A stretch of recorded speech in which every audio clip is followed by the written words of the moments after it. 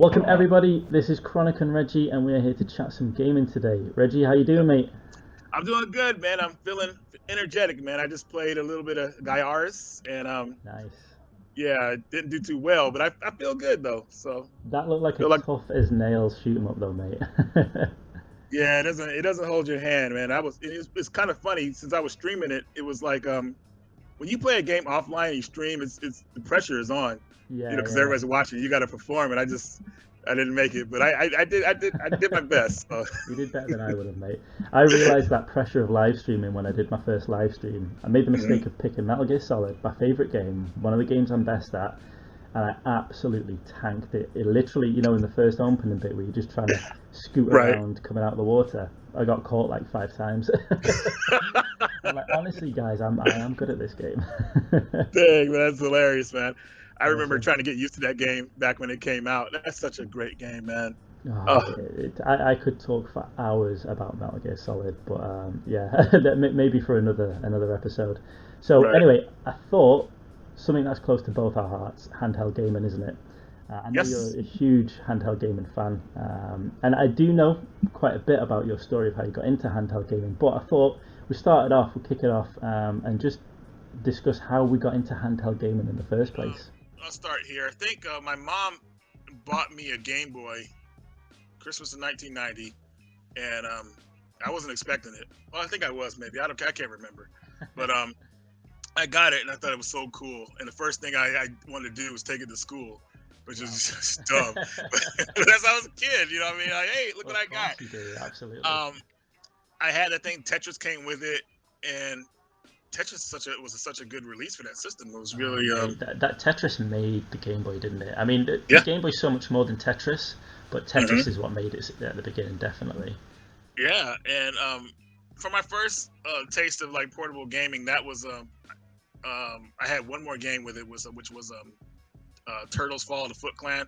I Oh got yeah, that for my birthday a little bit after, and then it wasn't until the Game Boy Color I really started to like, wait, all right, now we're doing things right here, because the yeah, Game Gear was awesome too, but the battery life, and yeah. You get I like don't know. 30 minutes of gaming out of it or something. Yeah, I know, right? It's like, come on. But what really set me off for like portable gaming though, it had to be the Game Boy Advance. Really Game Boy Advance, ooh man, that blew me away. I was nice. like, wow. I must admit, I didn't really have much experience with the Game Boy Color and Game Boy Advance. I jumped back on again with the DS, but it was the Mm, Game Boy, the original Game Boy for me as well, is what completely kicked it off. I still remember I had a Nintendo Entertainment System, but I remember seeing like all the adverts, and there was this. I don't know if they had it in the US as well, but there was this one advert where the guy stuck the Game Boy in his back jean pocket, and that just really stuck in my mind. It's like, oh my god, you can take your video games anywhere. And like, hmm I genuinely used to have regular dreams about my mum and dad buying me a Game Boy. For me, it felt like years. It was probably just a few months at that age.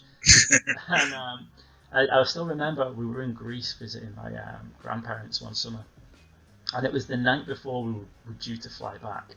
And I was in a shop, and we live in a village in Greece, and the shops close whenever they want to close, basically. And they had Game Boys there. And I said to my mum and dad, please, please, please, do you think my grandparents will get me this? Because they were going to get me a gift anyway. And Okay. like, oh, I don't know, it's quite expensive, you'll have to ask them. And I still remember vividly, like, they owned a coffee shop, sat in the coffee shop watching my mum and dad talk to my grandparents, seeing my granddad go out the coffee shop. And it's like 10 o'clock at night, this as well, because like I said, these shops were just open till whatever time in Greece. And then he came back with the Game Boy. And that moment for me was like, You never get that. all my dreams came true at that point, and I don't think I can remember a moment where I didn't have my Game Boy in my hands up until about the age of 13. I just absolutely loved it, man. It was so good. Right on, man. And the certain variations they made of it, like to improve it, was it was really cool. You know what was a weird one? You ever heard of Game Boy Light? Yes, I have, and I'd How love to did get that? my hands on one. I know, right? They're so like they're so obscure and weird They to are, get, aren't man. they? Like I don't. I think they were a limited like retail back in the day. But that I Yeah, thought that would have been so amazing when we got those in America, because that's how I thought it should have been released with a little light in it. yeah. I feel Because like that would have done so well. I mean, I had the I forget what they called it now. I think it was the game light or something, but the huge connection that you'd stick on top of the DMG, which had a Mhm. magnifying glass on it as well. And I used that all the time. But to have a backlit Game Boy, I mean, How many people remember sitting in the back of a car trying to catch the street lamps? That's what I was trying to. That's what I'm about to say next, dude. Like, cause we were going to when you take it with you for travel and you go back home at night, you're trying to play it, but you can't Yeah. because you get the light and it's very brief. You get to a stoplight, hey, you get a. That's, oh my god, that's hilarious. Or You brought you that try to up. put the light on in the back of the car and your dad shouts, he's like, I can't see it, I'm driving at night. Switch the light off. Man, dude, those are some funny times, man. But wow. Simpler times, man, definitely. But yeah, I remember my cousin got the Game Boy Advance, and I really thought it was amazing. I remember playing Doom on it, but I think it must have been around about the time the PlayStation 2 had come out, and I was like much more into. I was at university, much more into like sitting down with my mates and playing co-op gaming, couch co-op. So I took a step away from handheld for a while, and it was really the PSP that brought me back into it. The PSP, when that started with, I remember the trailers and the adverts for that coming out, and I was like, wow. It was like, it gave me those vibes that I first got when I saw the original Game Boy, the concept of taking games with you. And like, I suppose by that point, handheld gaming had kind of stayed back a little bit, hadn't it? While console gaming had moved on. And then the PSP came, and it was like, wow, there's actually like almost home console quality gaming. Oh, There you go. PSP, I would say, to me at least, is where it kind of went mainstream. Like it was cool to play video games, in a way on the go. Because I remember there's this PSP commercial, and it had Busta Rhymes. Everybody like kind of like it was. It's called Take. It's about the group is called the group. I forgot what the group is called, but the song is called "Taking Me Out," Right. and it's such an awesome video. I'll And have to Busta check Rhymes that is out. playing I it, remember that. I and love Busta Rhymes, so I'll have to check that out. It it's wasn't such it a wasn't Busta Rhymes' original group, was it? Leaders of the New School. no, it was just him in the commercial with Oh, okay. like a bunch of other people, but it was showing you how cool the PSP was at the time. Yeah. I mean, you could put movies on there and watch them. I'm getting pumped up just thinking about it, man. Yeah. because, dude, I know. I UMDs are still awesome to this day, I think. what's that? UMDs, I still think they're awesome to this day.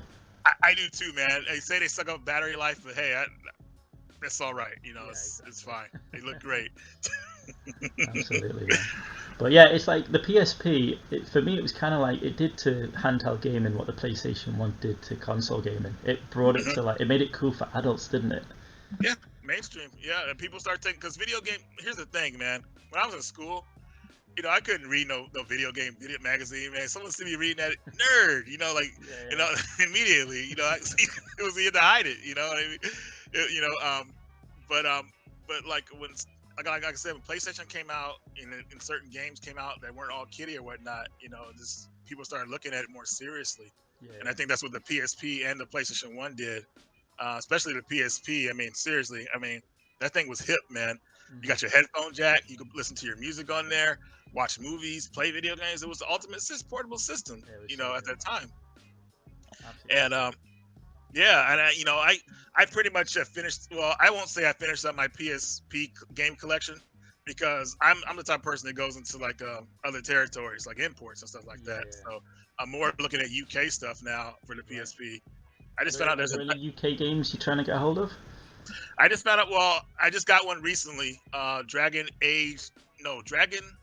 I totally forgot, but there's the origin game of the game, and it came out only in the UK, Right. and I picked it up. White Knight Chronicles. Thank you. Ah, okay. That's what that you guys got one for the UK and Japan. I had no idea, so I got that I've not heard recently. of that one. Awesome. Yeah, it's a cool game. It's interesting. Definitely unique for the PSP. What is it, like an RPG? Yeah, like a kind of like an action RPG in a way, or turn based. I can't Awesome. remember, but I just look at other territories for other stuff that we might not have got here because it's cool that the system is region free. So if I want to start looking at PSP games again, I can look over in different territories. Exactly, yeah. That's one of the best things about the PSP, that it's region free. I still remember Shadow of Memories, as it's known in the UK, and it's Shadow of Destiny in the US. Mhm. One of my favourite games on the PS2, and I didn't even realise it existed on the PSP because we didn't get it in the UK. And then when I was That game. researching it a bit and realised, oh my god, it does exist, but it's a US version. And then I realised, oh yeah, of course the PSP's like multi-region. That was like amazing. Just got a copy of it straight away. I didn't care how much it cost.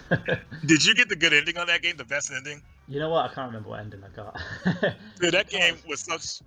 Oh, go ahead. Go ahead. I was just gonna say I've only played it once, and I played it back in university. I didn't have a PlayStation 2 at the time. My mate had it, and I remember playing through on that.